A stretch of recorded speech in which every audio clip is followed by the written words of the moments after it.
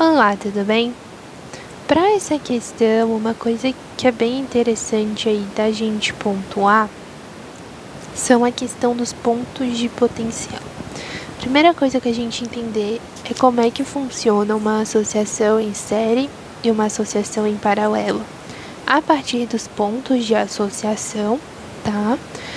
E também como identificar qual ponto é o mesmo e qual ponto muda, tá? Quando você tem, por exemplo, um ponto aqui de potencial e você encontra um determinado elemento, né? Seja um resistor, uma lâmpada, um gerador, um receptor, qualquer coisa. Só não os aparelhos de medição, tá? Os aparelhos de medição, eles não contam. Tipo voltímetro, amperímetro, galvanômetro, esses não contam. O potencial continua o mesmo. Aqui, ó, quando você encontra um determinado elemento, né, você vai ter um ponto diferente de potencial, tá? Então, por exemplo, aqui, ó, de A mudou para D. Aí aqui você tem um fio contínuo, tá vendo?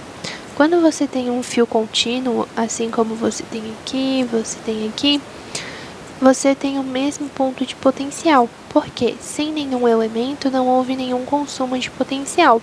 O que é o potencial no circuito? Ele é a energia que existe a cada carga que passa. Quais são essas cargas? São as cargas da corrente elétrica.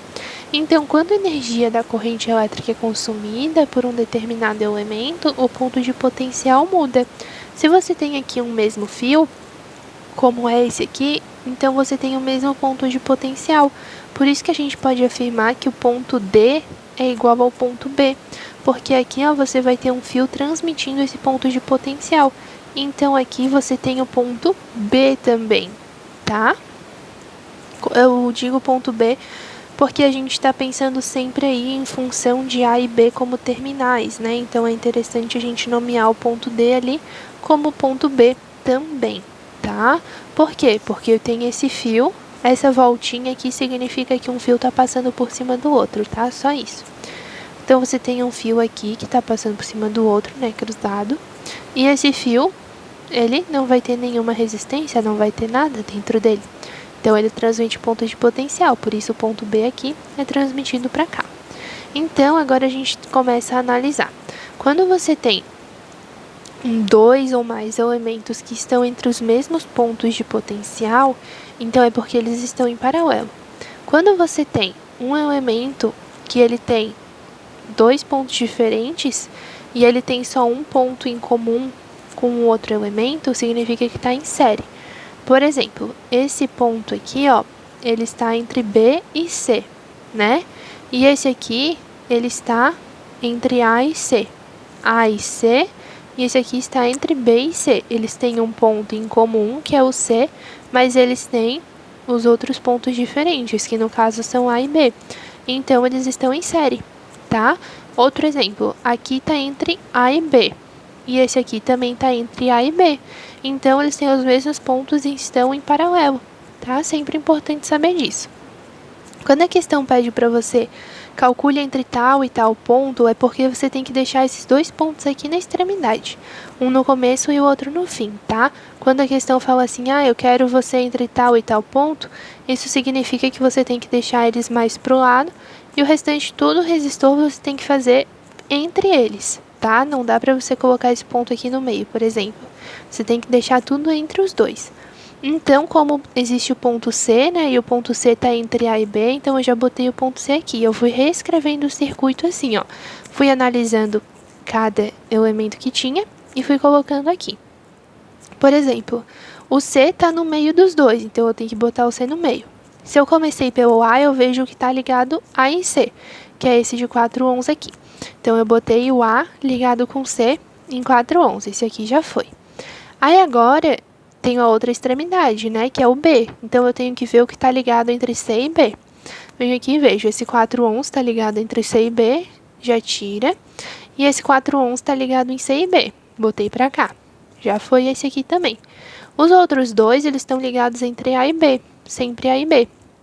Então, eu pego o fio saindo aqui de A, boto esses dois em paralelo, porque eles estão entre os mesmos dois pontos, e termina aqui em B. E agora você começa a fazer a associação. Em paralelo, a gente sabe que quando nós temos dois ou mais resistores de mesmo valor, para achar a resistência equivalente, basta pegar esse valor e dividir pelo número de resistores. Então, por exemplo, aqui eu tenho 4 ohms dividido pelo número de resistores, que é 2, né? Então, fica 4 dividido para 2, dá 2 ohms. Ou você também pode fazer pela fórmula original, que é 1 sobre resistência equivalente, igual a 1 sobre 4 mais 1 sobre 4.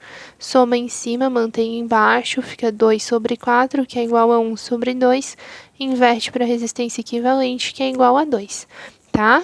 E aqui é a mesma coisa, você pode fazer tanto pela fórmula tradicional, que daria 2 sobre 6, que é igual a 1 sobre 3, inverte para a resistência equivalente dá 3 ohms, ou você pode simplesmente pegar o valor, que é 6, dividir por 2, que é o número de resistores, e você tem aqui o resistor de 3. Esse resistor aqui está em série com esse, né? Que aqui no meio a gente tem o pontinho C. Então, você soma, 4 mais 2 fica 6. E aqui embaixo mantém que ele está sozinho. Então, agora a gente tem 6 ohms e 3 ohms associados em paralelo. Tem duas formas de resolver. A primeira é fazendo resistência equivalente. Multiplicação dos dois, dividido pela soma dos dois. 6 vezes 3 dá 18, 6 mais 3 é 9. 18 dividido para 9 é 2 ohms.